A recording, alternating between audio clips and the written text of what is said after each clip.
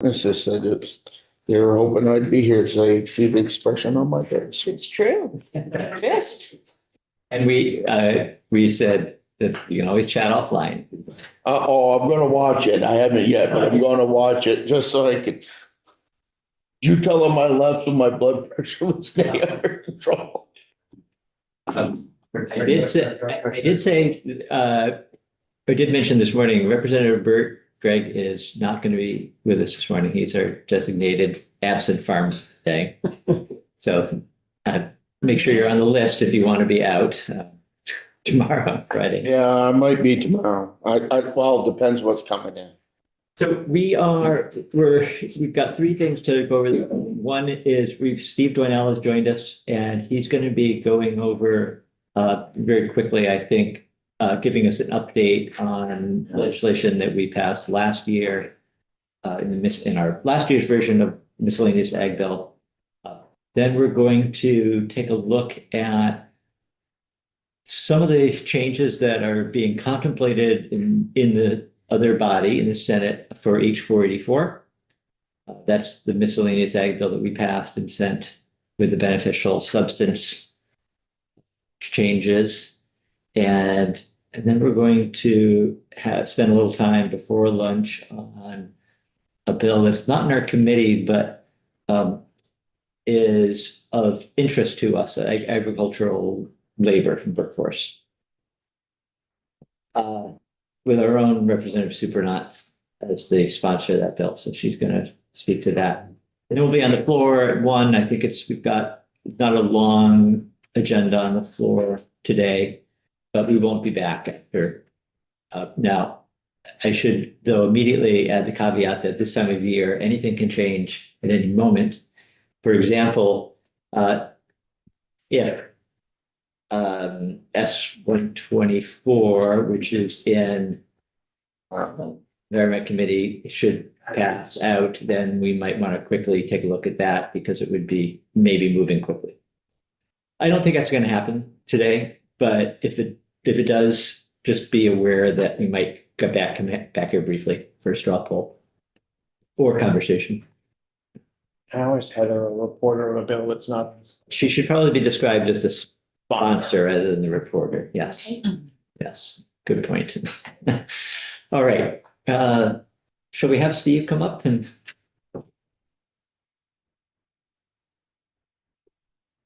Good morning. Good morning. So Steve, you heard my brief introduction there. I'll let you describe what you've got for us. Yeah, so this is specifically about the authorization to implement a fee for electronic, I should say for the record, Steve Doynell, Agency of Agriculture Food Markets.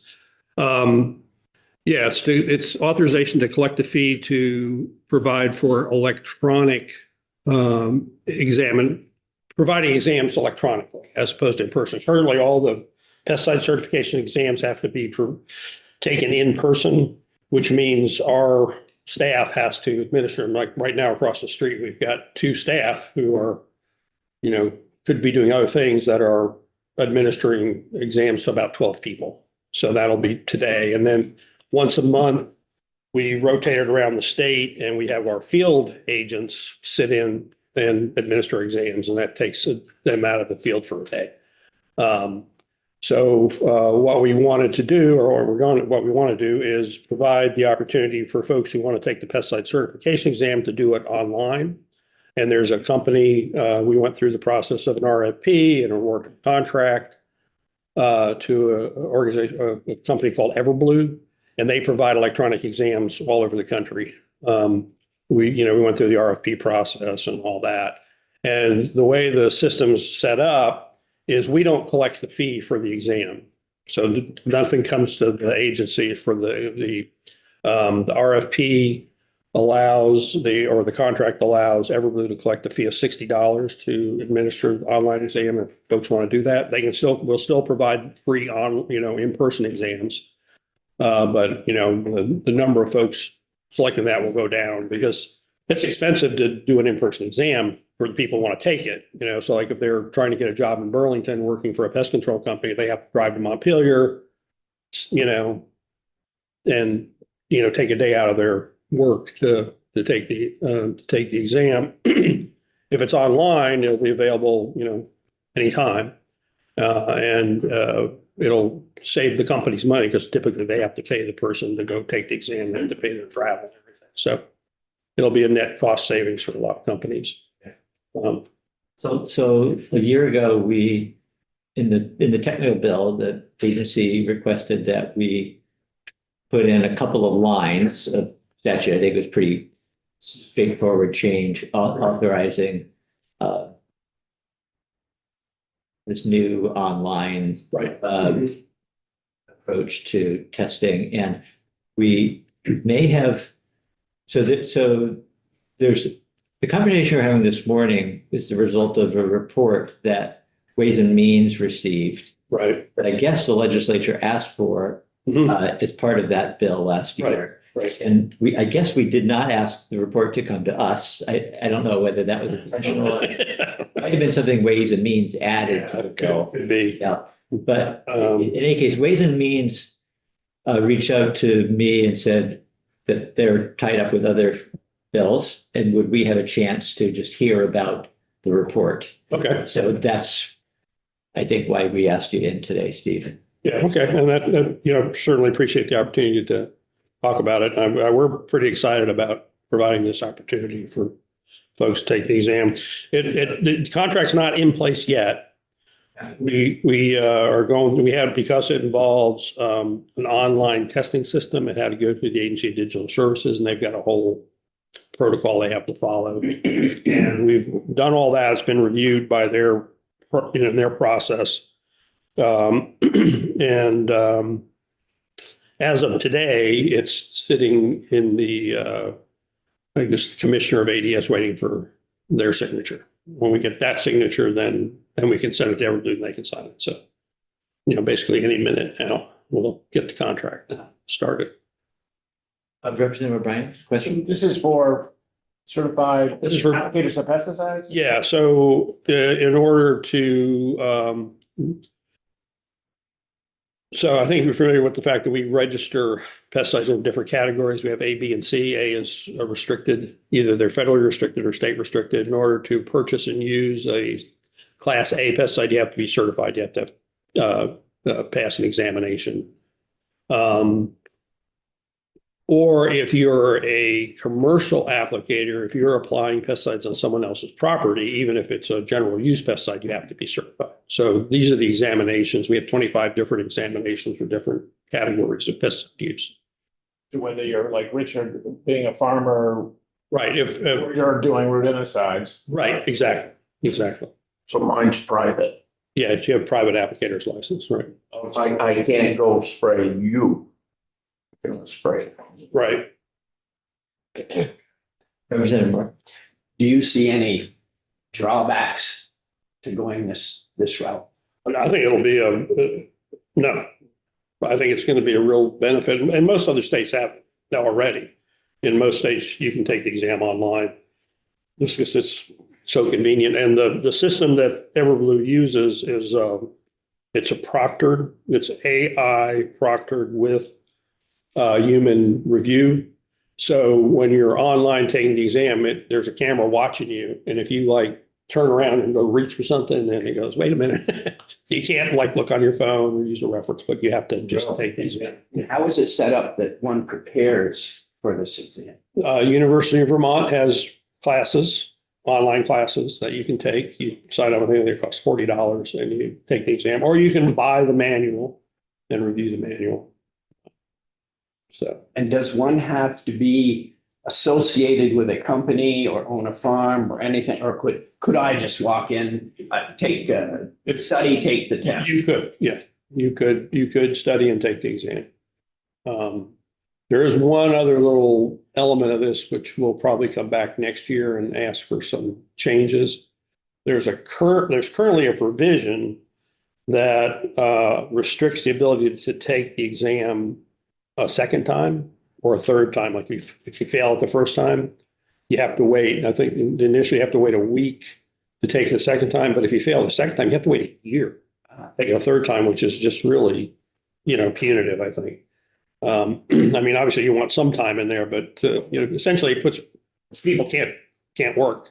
If they fail the exam a second time, they lose their job because they can't get certified. Everything else. Yeah. Thank you. Is there a way for people to get their continuing ed credits online? Oh, yeah. There is. Yeah. We, UVM has a bunch of them, and then there are other, excuse me, third-party vendors who offer it.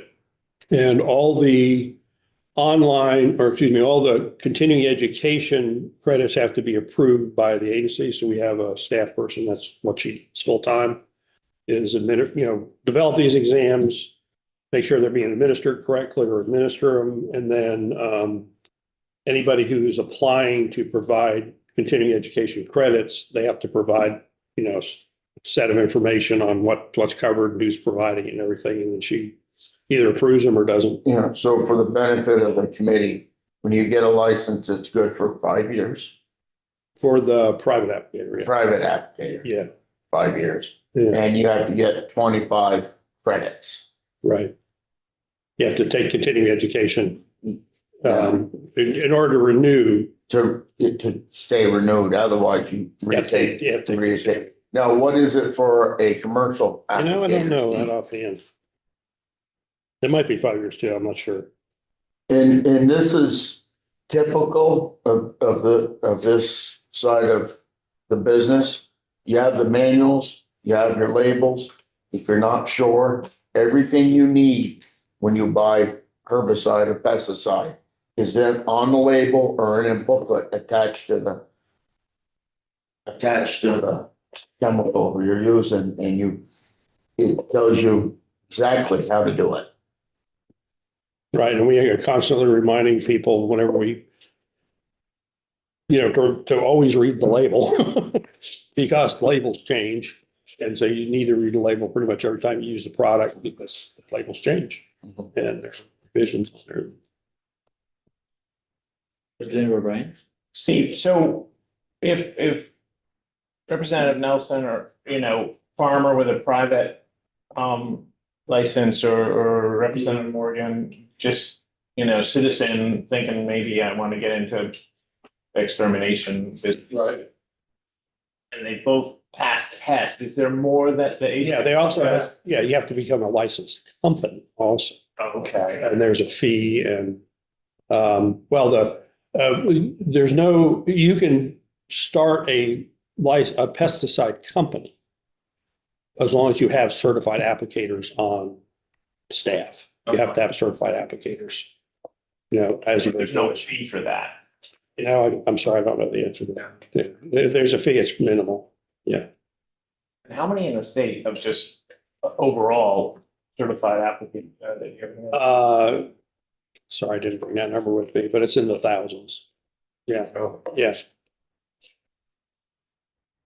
How much of an uptake do you expect for once the online version is an option? Well, we currently provide between 800 and 900 examinations a year. I would expect that number to go up by at least 50% because and actually there's a provision in the contract that if the number gets above 500 or something like that, the fee goes down to $50 an exam because then everything, so. And this is, you said this earlier, but and we talked about it quite a bit last year. This is from the state standpoint, it's revenue neutral. Right. The state is passing on the expense, or the applicant pays the company. Right. The money never comes to the agency. It just goes directly to Everblue. They sign up and pay Everblue. And actually the first exam for the state is free. The first time you take the exam, you don't pay a fee. The second time, if you have taken a second time, you have to pay $25 and we'll collect that.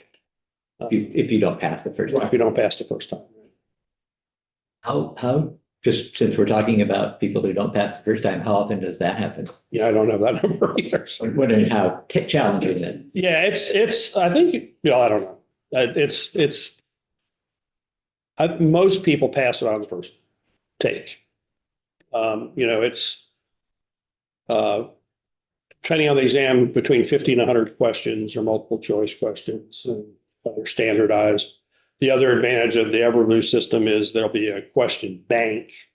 And so if you take an exam, you get 50 questions, but if Representative Nelson takes the exam, he'll get a different 50 questions. So everyone doesn't get the same exam. I think we may have the report, so just a single page posted on our committee page today. If we don't, we'll put it there, but I'm looking at it now. And this is from Stephanie Smith, who compiled the report, Steve. And she noted that the agency received just one bid. Right. There's only one company who was interested in providing this testing service. Yeah, we did a simplified bid. We sent it to four companies and the University of Vermont, because we knew, 4 companies that do this in other states, and the only response was Everblue. But Everblue also Massachusetts uses Everblue. So they're, used to operating and doing, they've got a good reputation.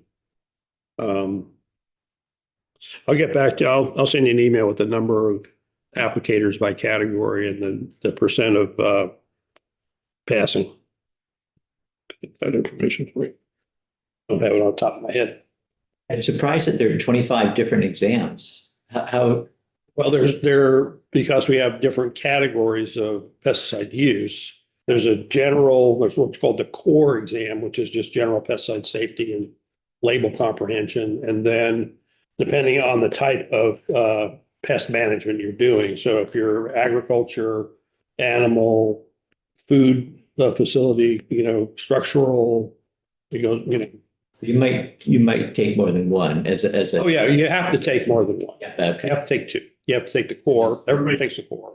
And then you take your what's called a category exam, depending on what category you're going to be operating in. And you have to operate in that category. You can't take the agriculture exam and then go start doing structural pest control. You have to have the correct category certification. So it'd be like endorsements on your driver's license. Yeah, You similar. get your core driver's license, and if you want to drive a motorcycle, Right. Yeah, exactly. Similar idea. and then if you really want to be crazy and drive a bus. Right. Okay. No, John. So it must mean that maybe game wardens have these licenses, or people in V-Trans who do it, or utility. Well, V-Trans for sure. People who apply, do the herbicide applications on the guardrails, they are certified for sure.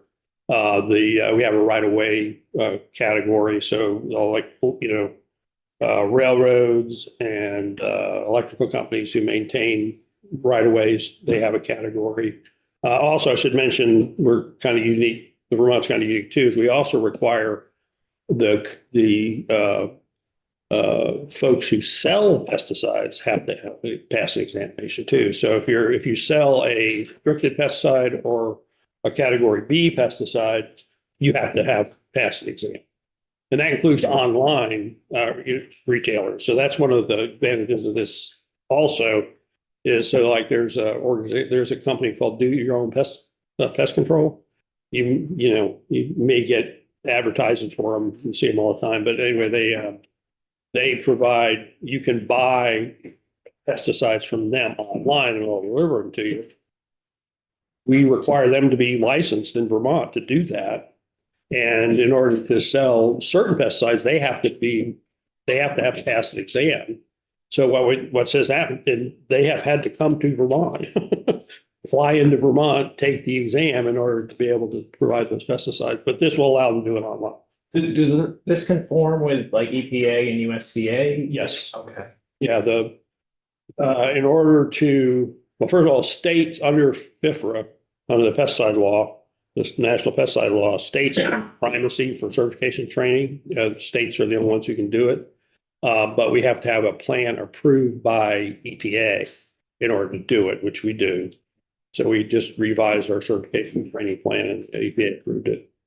And this is part of that, all the different exams, we have different categories, process and everything. Couple more questions before we wrap up, Reverend Morgan. Yes, I live on the shore of the Lamoille River, Mhm. or Lamoille. And on occasion, I get a letter from the Fish and Wildlife that they're going to poison the lampreys. Yep. Mhm. Yep. Does that fall under? Oh, yeah. They also have. Oh, yeah. Yeah. Licensing. Yeah. Now, I may have to check on this, but I think we don't charge them for that exam because our federal, agency, but and we inspect them too. Our inspectors are out there when they're doing it to make sure they're doing it right. So water also falls under that. Oh, yeah, for sure. Representative Lipsky? So I was just wondering, who does that? Thank you. Wildlife. The foresters often use some kind of herbicides. Right. Right, For invasives and other right. management techniques, and they also, Mhm. even if they're part of FPR Yeah, if they're applying pesticides, they've got a heavy license. and private forest Yeah. or private land. One of the exams that we're developing right now actually is we're gonna have a special category just for invasive. Just for invasives. So it'll be so you don't have to, right now you have to take either the forestry or the right away if you're gonna be doing invasive control. But we'll have a special category just for invasives. Is there anything in the wind on Japanese knotweed? That's what I was thinking. Well, we have, I mean, in the wind, yeah, I mean, there are, in order to control Japanese knotweed using herbicides, you have to get a permit. So we have a permit in the rule that we give to folks who want to do that work.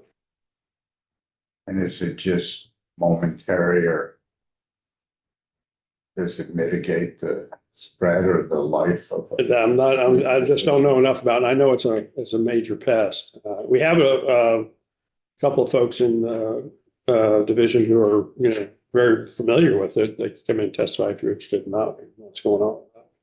I'm not sure it's relevant. It rises to that level. Well, we did hear about the jumping worms last year. That's right. Yeah. Invasives there. The jumping one? That They were frightening. I had. Honeysuckle is another one. Hear about jumping worms. I missed that testimony. We have a thing on our website about it. I'll look it up. Yeah. Had problems in my area. All right, well, then, I think, thanks, Steve. Next session, we can hear more, I guess, about the uptake and Yeah, we're gonna anything else, need do to- a technical correction. Right. Make things work better. Right, Right, thank you. Thank you. Have a great day, Steve. All right, thank you. Make it stop raining. Oh, I don't think I can do that. We got a spray for that. He's got to be certified to do that. Right. Gotta wear one of those hats, right?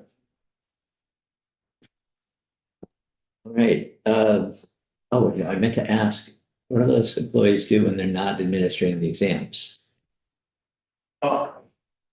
You mean the state people? Yeah. Well, the people that administer the exams that I've seen are their inspectors.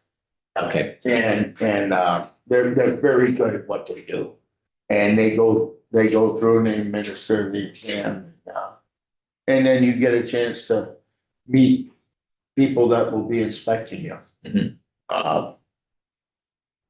And Monitoring a test is probably an underuse of their capacities. yeah. Sometime I got an offline story to tell. well, before we get tempted to tell the story, let's have Mike Brady come up. And we're gonna switch gears to 484. Now, Representative Nelson reported this bill on the floor. And when it comes back to us from the Senate, we'll have to have a straw poll on it, and then Richard, you'll have to update the entire House on what's different about the bill. And we don't know for sure what it's going to look like because it's still in the Senate, but I thought that just glancing through it, there were enough changes that maybe we should get a head start on it. So It's in committee or out of committee? it is It's a- in the Finance Committee, yeah. Right for. We're supposed to take a vote on it today. This afternoon, pending. Okay. So if they do successfully vote it out today, it'll be on notice tomorrow. It will likely go to appropriation. Okay. So it'll be next week anyway before we have it. Is this section by section or Yeah, Mike, do you want us to pull up the section by section or are you? Or I sent over the bill too, I think. draft? Draft 4.2. Yeah. So.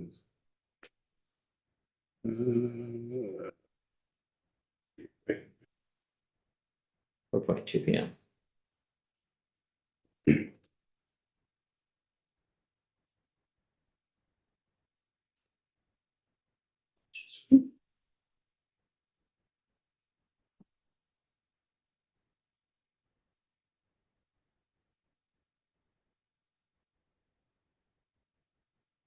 It's H 44. 484.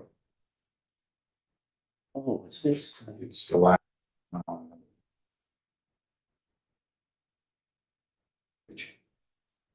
This one. Who does? Yeah, who does?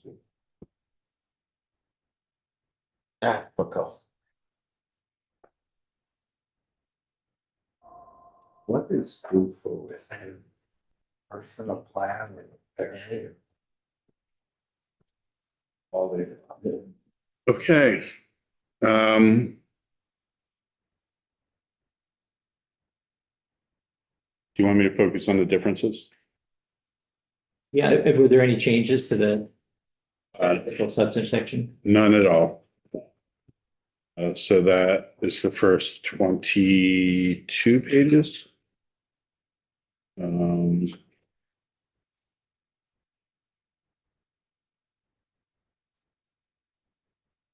Yep, 24 pages, 24 pages.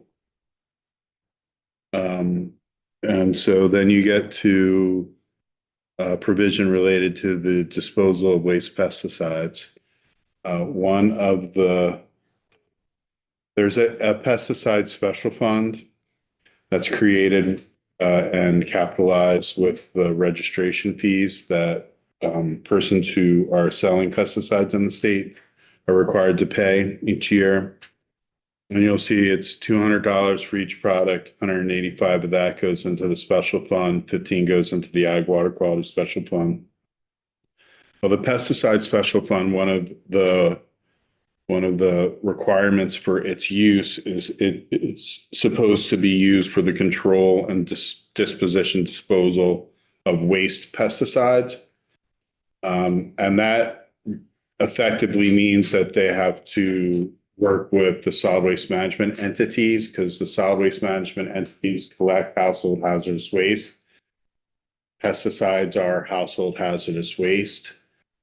And the solid waste management entities don't feel that they are being paid adequately to cover their cost of pesticide disposal.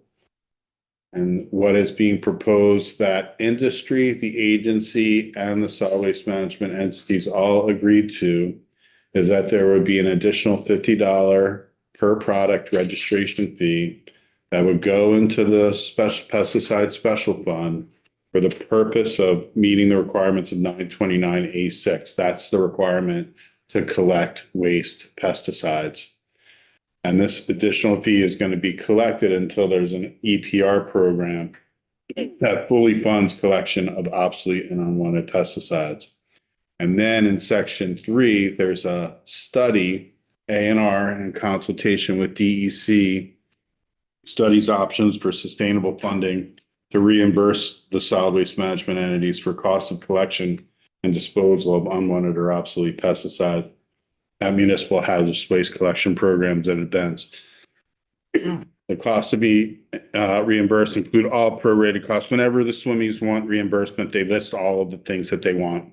And this is a pretty consistent list from the multiple programs where they get reimbursed. It includes their insurance fees, it includes their staff fees, and includes supplies, maintenance, etc.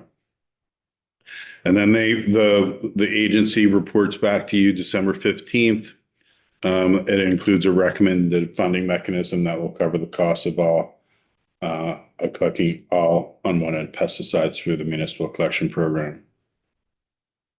So this has been an issue that's been ongoing, and the swimming solid waste management entities were getting a little feisty about it.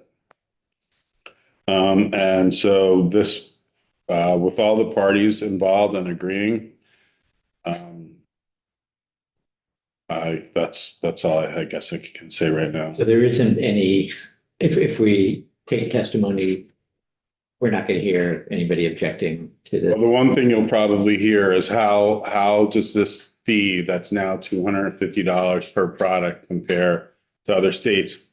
And there are states with higher fees, there are states with lower fees. Rhode Island is $300 per product. I think New Hampshire is like 175. So you're in the range of normalcy. It's not an outlier. Okay. Yeah, Representative Ryan.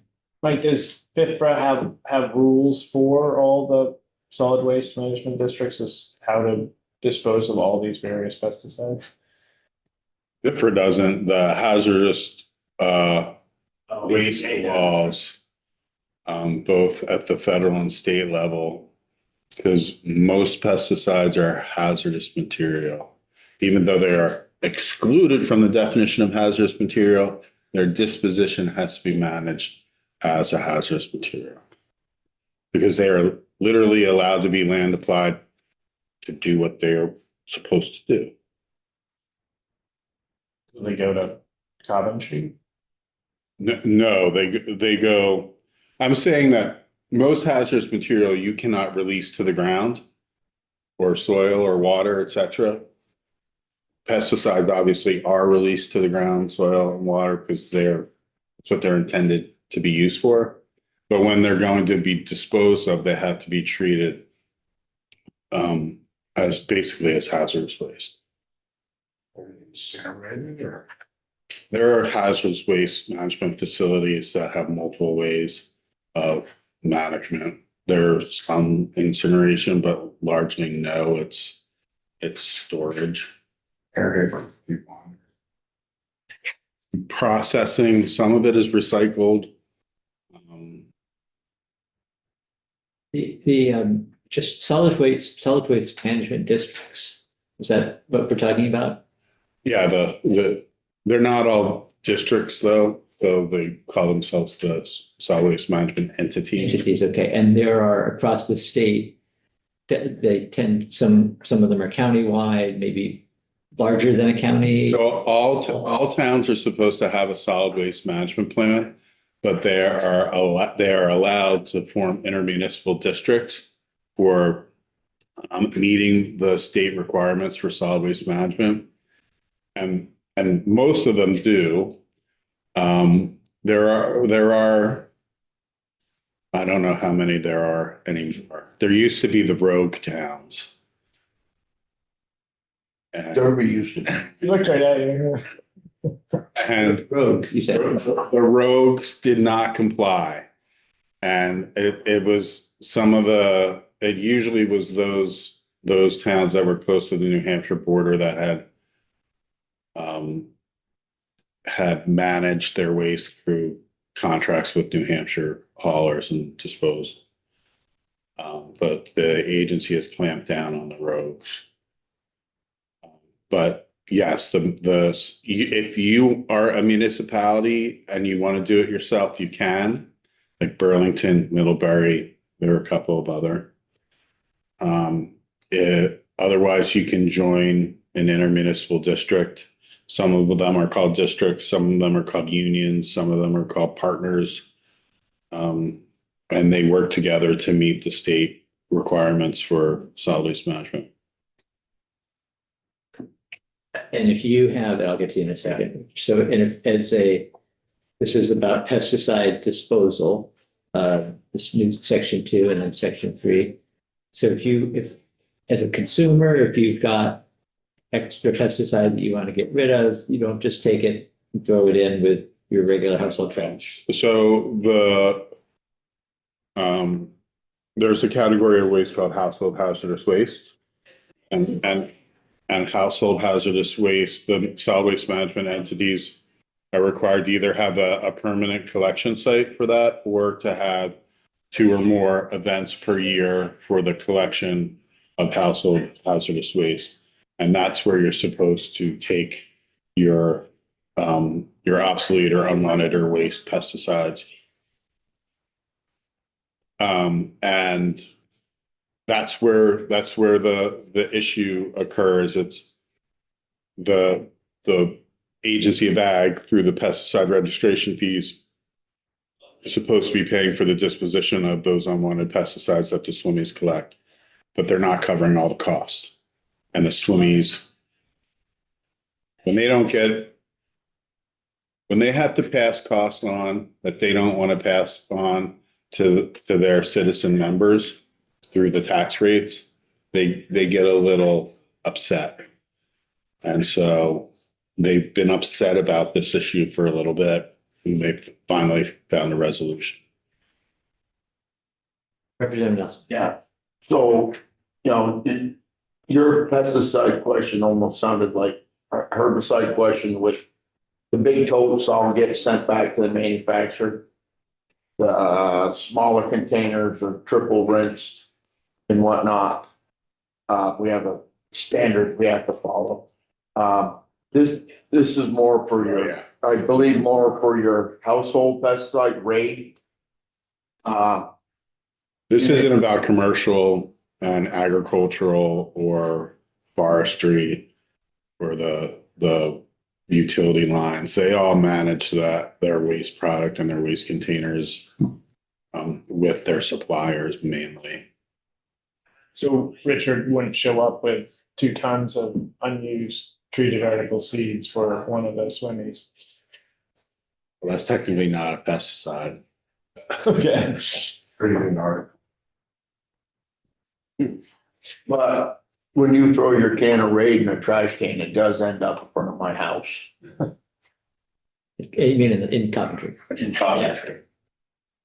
It shouldn't. Well, when you throw it in the trash. Along with all the Right. D cell and C cell and Yes. 9-volt batteries. Are also not supposed to. Yeah, they're also not supposed Is to. that where the hazardous waste landfill is, or what is what? No, he's basically saying people are illegally disposing. Fluorescent light bulbs. Where are those? Where do they end up? If they're properly taken on one of the 2 days a year. So they are most likely shipped out of state to hazardous waste management companies that manage hazardous waste. Not here in Vermont, we don't have. There, I want to say a long time ago, there was one, but it wasn't really a hazardous waste facility. There isn't anyone in Vermont anymore. It was an incinerator in Rutland. That was. Can't incinerate waste anymore. Just Just Vermont. All right, so this was a request that came from the agency. And industry and the solid waste management and. Yep.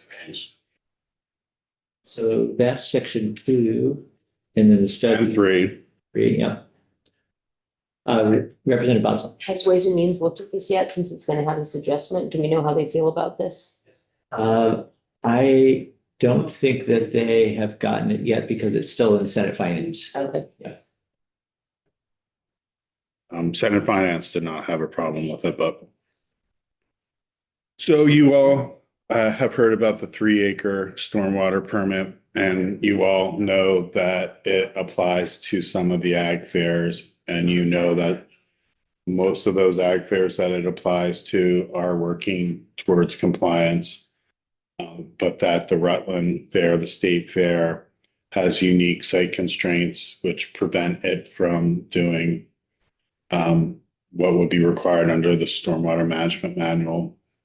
A&R went down there, the secretary and deputy commissioner went down to Rutland, saw the site constraints like the railroad on the boundary, state highway on the other boundary, commercial on one end, residential on another end, and decided to offer this to the fair that, and let me step back. So when you are required to do an operating permit for stormwater, you have to implement the stormwater management manual, which means you do an engineering feasibility and the ability analysis of what management you can conduct on your site. And if you can't conduct all of the management on your site that you need to in order to meet your performance goals, you have two options. You can do an offset, which is another stormwater management project in the same watershed, or you pay a fee. And that fee goes into a special fund that's used to do other stormwater management projects in that same watershed.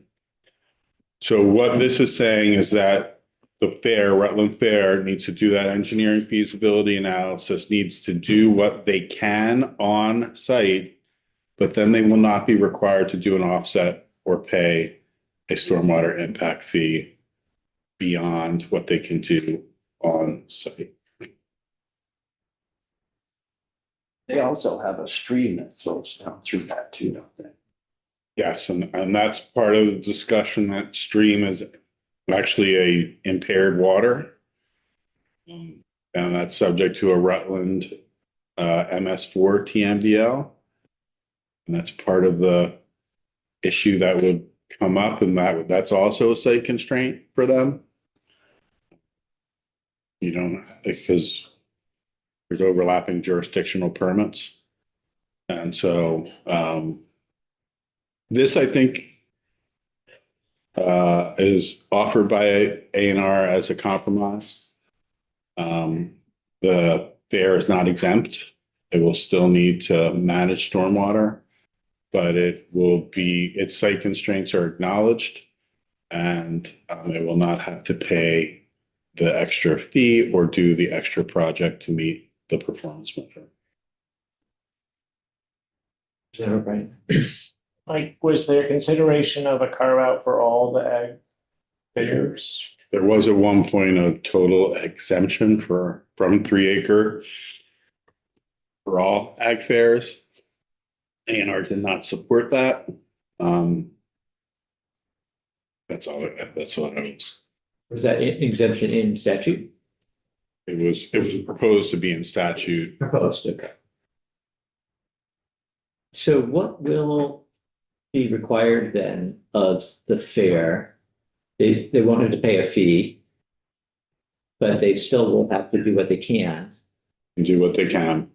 And who decides what that is? The manual and the engineering feasibility analysis underneath the manual. So upon examination of the manual, it may be the case that there's very little that they can do, so very little that they'll have to do. And, A&R will have to approve, because that's what they do anyway for any operating permit.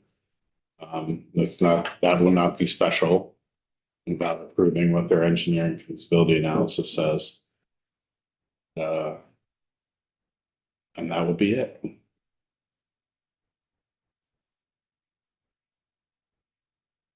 I'm just thinking about, say, like Addison County, then potentially, because they don't have these same constraints, in order to conform with the 3 acre rule, may end up, having to do millions of more work than Rutland, because of their luck or unluck, are so constrained.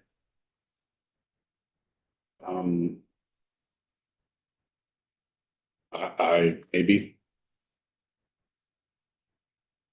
I just wondered if there's something like this, that we could consistently have it applied to all the fairs so that they do what they can, there could be. You could talk to the agency about that. John, did you mention Addison County just because it was the next one that came to mind? Or? Well, all the Champlain watershed fairs, because of the TMDL, right, are at the moment have to respond to this. And then later, when there's a connect, as far as I understand. It's not just about being in Champlain, it's Champlain or Memphremagog or a stormwater or pig water, and you have 3 acres or more that's unpermitted or permitted prior to 2004. But when the Connecticut has a TMDL, then It'll be subject. Bradford, Tunbridge, et cetera, will have to comply. It'd just be nice to have some consistency. But I don't know, does Tunbridge have a ton of impervious surface? Big, field parking lots. Those parking lots are for the most part. So on a fairground, you've got, Right. I mean, presumably if there's a track, that adds up. Midway. Roofs. All the roofs, yeah. Oh, yeah, they're subject. Packed dirt is also impervious surface. Factor, so the track itself is, Yeah, gravel road. Yeah. Gravel parking lot. Valley Exposition definitely has. Pardon? Champlain Valley Exposition definitely has that. Yeah, but they also have significant land around it to do. But they have the site constraint of that highway. But other than that, they have a ton of land. I mean, if you're ever gonna have the back entrance there. Yeah. That's just all forest.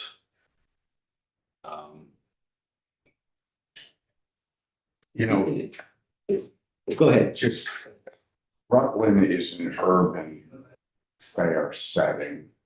On a piece of land. It's not inflatable. Addison's biggest challenge is the clay soils. If it's rainy during the fair, it's a disaster. Just parking. All their parking is pretty much turf. But they've got a lot of land there. Addison's big issue is their wastewater, From and that they. from the public toilets. Restrooms. They don't have percolate. And the system that they would be required, they're working towards it, and ANR is working with them on it. I don't know their current status, but it was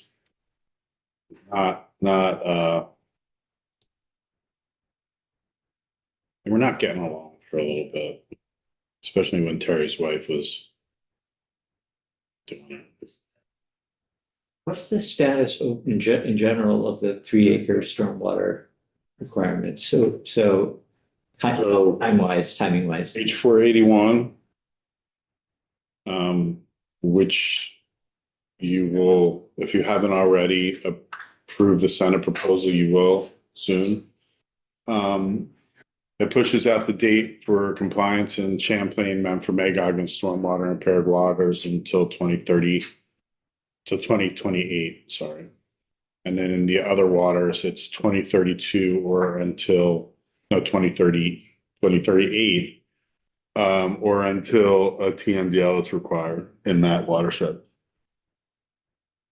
So this language is sort of providing further protection for the Rutland Fair or protection beyond 2028. It sounds like once we It's Pass 41. changing the performance standard for the Rutland Fair. They don't changing need, the standard, but they don't need to meet the full performance measures, including through conduct of an offset or payment of a fee. They just need to do what they can on site. if we pass H41, nobody will have to meet performance measures until 2028. Right, but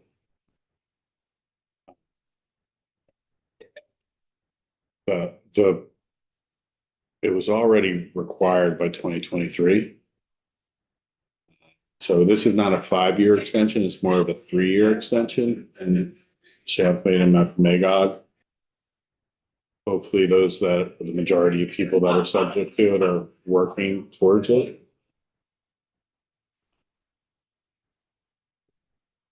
But 481 also includes significant amount of money to assist in compliance, either through the municipal implementation program or through the developed lands implementation program. It includes significant assistance from A&R through the creation of a resource guide and a requirement that they have a contact person to work with people. And so there are many things that in 481 that are intended to help those subject to the 3-acre permit comply. All right, any other questions about section 4 here?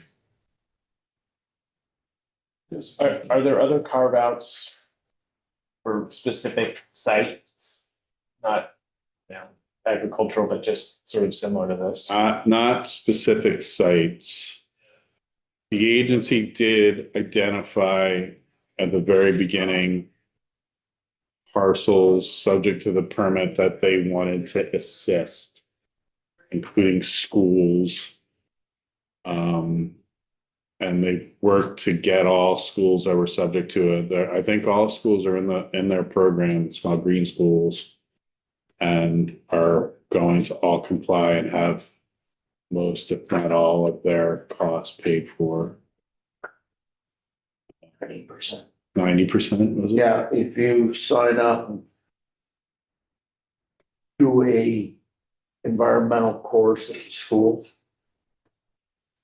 the A&R will cover up to 90% of the fix, and it's cost school 10%. I believe that's, you see it either that or 75-25 somewhere. It's in that range. It's a significant amount. And every school that was subject to it is gladly came to the table.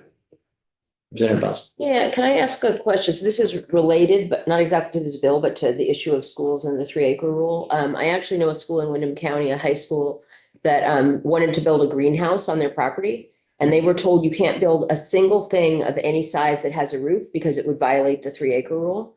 I mean, now when we're looking at that, it's possible to do an exception on one particular fairground. Do you So- think it would be like, could we look at legislation for if a school wants to build a greenhouse, that could be an exception for all schools? Because honestly, I think it's ridiculous. We wanted to build a greenhouse and they said, nope, not even a tiny one, because that's going to take up more space. And then, yeah.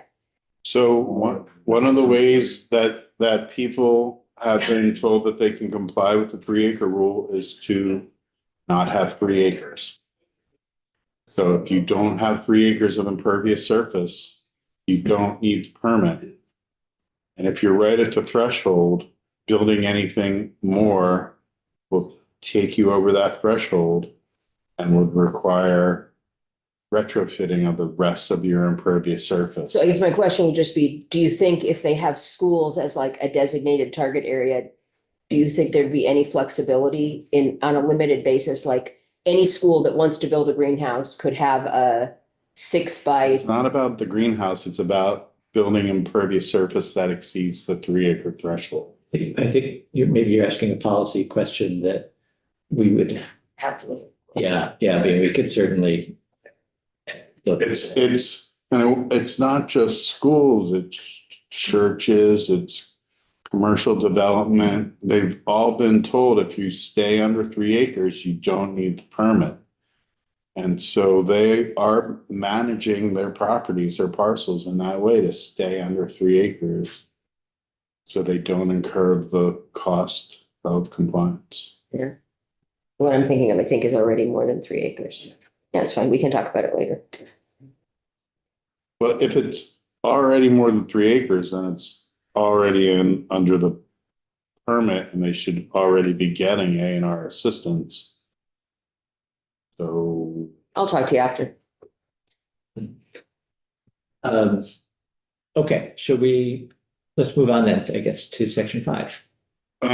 Section 5, you're moving into a couple of sections related to taxation. The first is related to use value. As I think you all know, agricultural land is eligible for enrollment in use value. And one of the ways that it's eligible is that if it's a parcel, might be getting called to the floor. Is if it's a parcel of 25 acres or less, it can produce an annual gross income from the sale of farm crops of $2,000 for parcels up to 25 acres and then $75 per acre for each acre over 25. There are a couple of farms that are not selling their crops, they're donating them, whether or not it's hay to a horse rescue or vegetables for food insecurity. And they do not qualify for use value because they are not selling their crops. And they would like this change to allow them to qualify if they're donating the equivalent value of farm crops. Are these parcels that are part of larger operation that is selling? You can, if you want to manage your land that way, you can, but usually it's to get a smaller parcel that's not part of the overall farm unit. And that because most of the time it's overall farm unit, you're a farmer, you get more than half of your income according to the IRS from farming, and that's how you qualify. But right, so it's owned by farmer. Farmer means it's 50% or more of your income from farming. C is it's not farmer. It has produced an annual gross income from the sale of farm crops or the equivalent. So you're not getting 50% or more of your income from farming under the IRS, but you can still qualify if you're generating that amount of income. $2,000 for parcels of up to 25 acres of a farm crop. That's not hard. Representative Lipsky. If you had 12 acres and it was being round baled by a neighboring farmer, you donated that to them, it wouldn't qualify. But if you sold $2,000.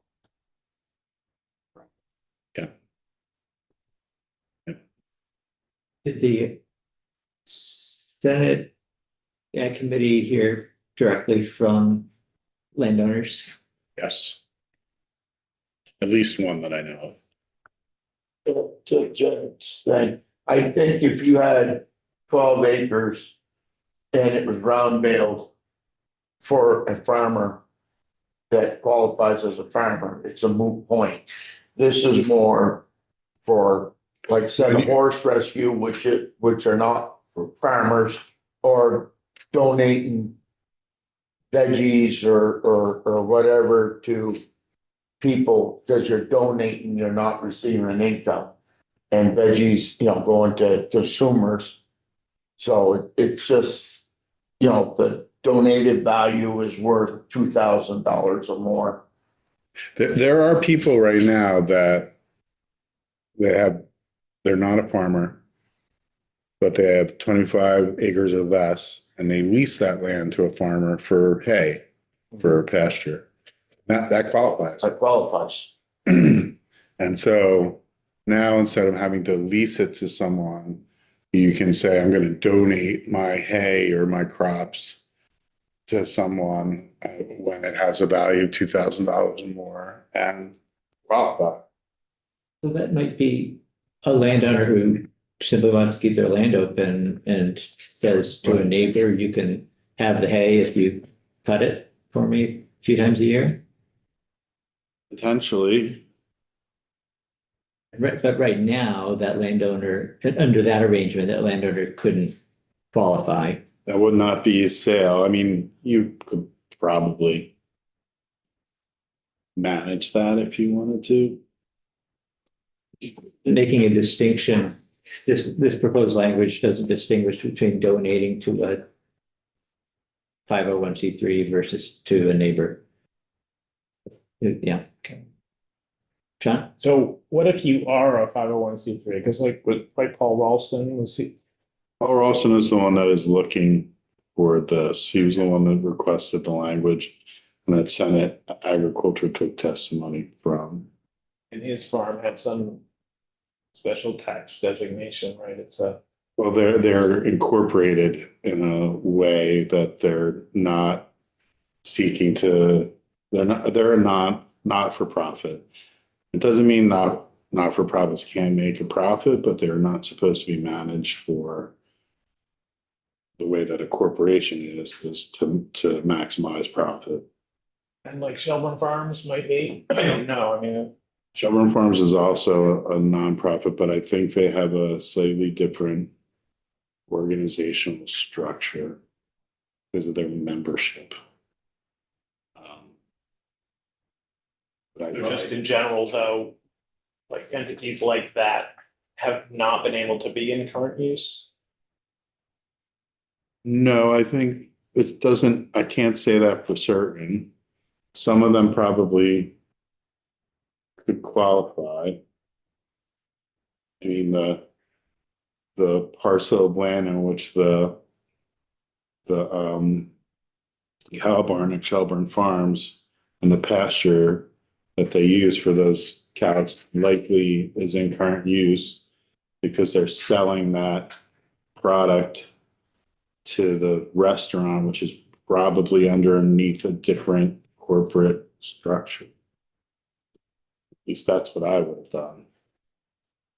Because of all the liability imposed attached to both of them. But that's kind of what I'm, you can't. I can't say for sure without knowing the facts of every situation.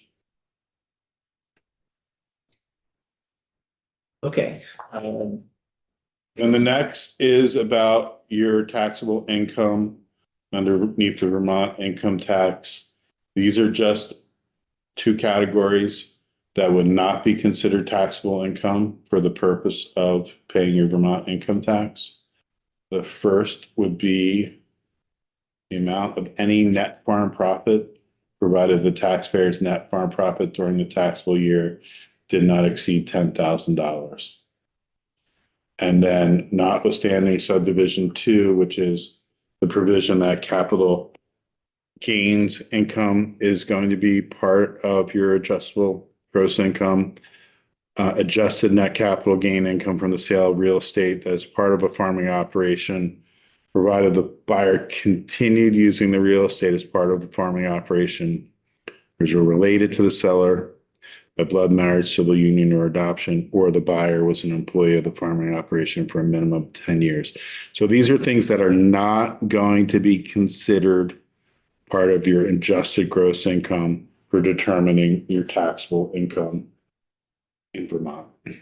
So the second one there, so 8, I guess, lower Roman numeral lowercase 8. This is saying if you buy a farm operation from a relative, or if you're an employee, So if you sell your farm sell your farm. and you have net capital gain income, usually net capital gain income is going to be adjusted gross income for determining your taxable income. This is saying it won't be if you got that net capital gain income from a sale to a family member or to a long-time employee, and the farm remains in farming. Now, I will note that JFO testified in Senate Finance that this has not been accounted for in the big bill. And so this is a tax expenditure, and tax expenditures need to be accounted for in the budget, and this is not. So I don't know if this is long for the world. In other words, the Senate Finance Committee is reviewing it today Okay. and may do something with it. Okay. Representative Nelson. So Senate Finance could strike this part out, but leave the rest of it alone. Correct. Okay, I didn't know how that worked. All I got to say about this part, 3 years too late.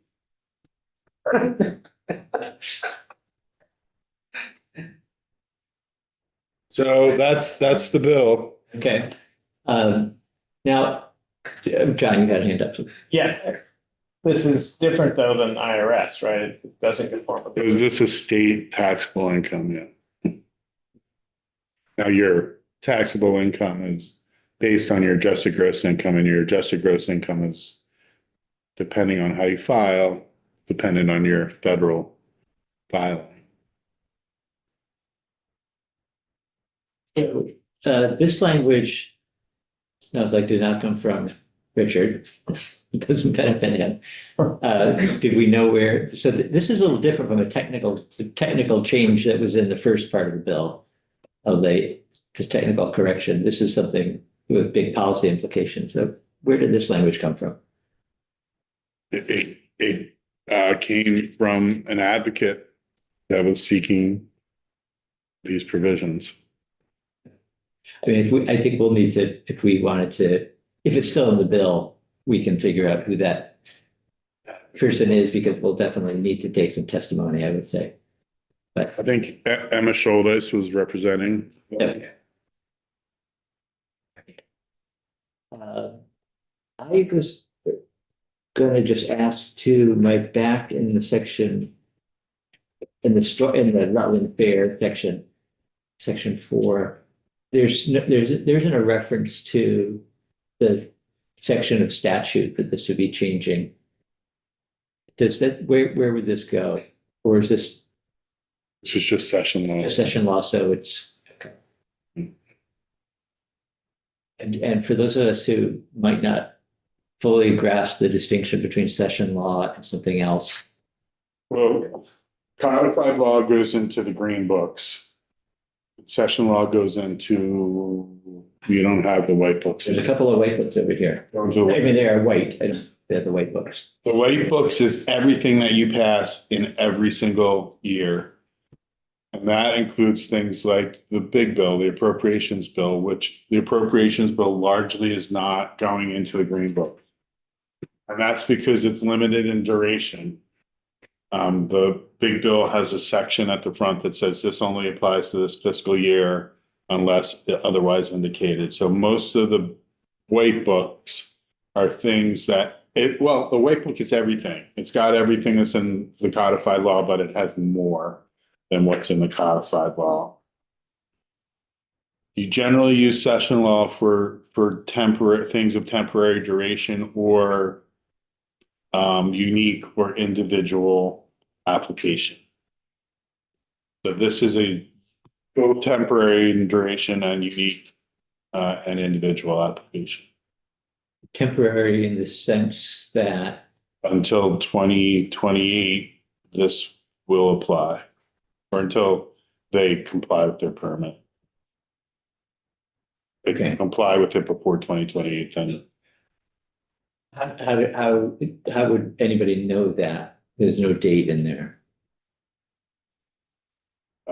it will be about the people knowing what the 3-acre stormwater permit is and when that's required. Okay. Okay.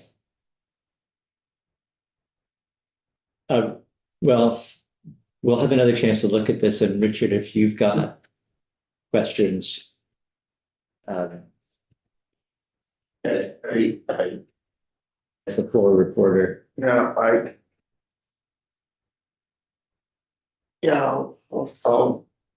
Music, the only thing I see that could be problematic is the last one we looked at. Was there anything else in this that, the Senate Mike, that is not in it now? There was a bunch of accessory on-farm business language that Right, yeah. that had been discussed in the Senate Ag Committee. I don't know what exactly happened, but there might have been discussions between committees and it was removed. Is that just asking, learning how this works? Is that something we can hang on it here and get it across and send it back, or you running out of time?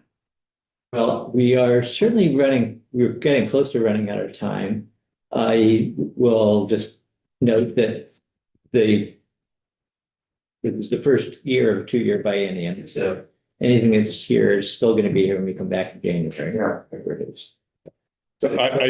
I just want to say that the pesticide, waste pesticide language, it generates revenue, but then it provides for how it's going to be spent. Yeah, So that's going to send it to the appropriations committee. So it comes out of finance today, maybe, goes to appropriations tomorrow, maybe, comes out of appropriations on Friday, goes on notice on Friday. You have a holiday on Monday. This won't go to the floor until Tuesday or Wednesday of next week at the soonest. So then if they pass it, you would have to either suspend rules or you're coming back in the week after next week.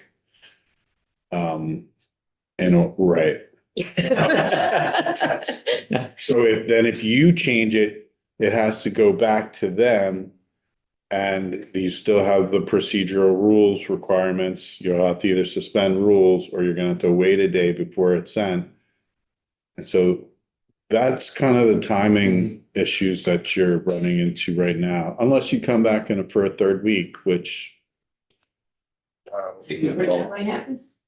I heard that the Senate isn't going to debate the education bill today because they didn't know how it was gonna resolve itself on the. I think it's more likely that we will leave and then the governor will call us back as he has. And when might that happen? advised. Would that be like in the summer or not till later? He hasn't been specific, I think, about the timing, but. when did you want to go to Boston, 16th and 17th? Pretty. All right, thanks, Mike. We'll wait and see what actually happens and then, The use value appraisal will have to go to Ways and Means. yes, well. They would need to look at that. All right, we'll take a short. Technically, a report just goes to the major committee of jurisdiction, but I think the chair of Ways and Means would want some opportunity.